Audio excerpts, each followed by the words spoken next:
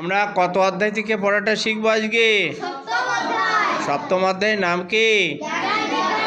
এখান থেকে আমরা কত নাম্বার শ্লোকটা শিখব? 16 নাম্বার শ্লোক কে বলেছেন? আমরা শব্দগুলো জেনে নি। চতুর্বিধা ভজন্তে মাম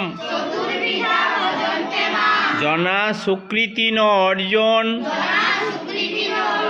আর্ত জিজ্ঞাসু অর্থার্থে জ্ঞানী স ভরতর্ষভ। চতুর্বিধা ভজন্তে মাম জনা সুকৃতি ন অর্জন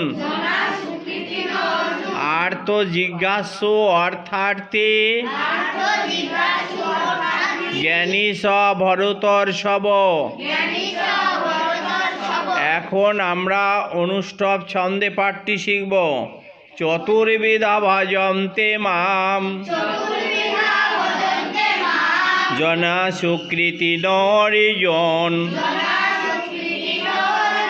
আর্ত জিজ্ঞাসু অর্থার্থে জ্ঞানী স ভরতর্ষভ।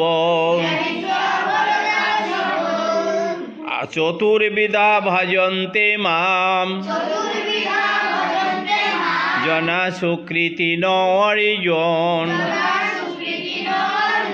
আর্ত জিজ্ঞাসু অর্থার্থে জ্ঞানী স ভরতর্ষভ।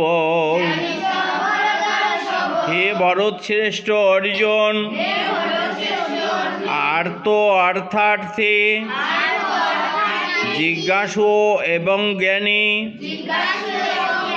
এই 4 প্রকার পুণ্যকর্মা ব্যক্তিগণ আমার ভজনা করেন।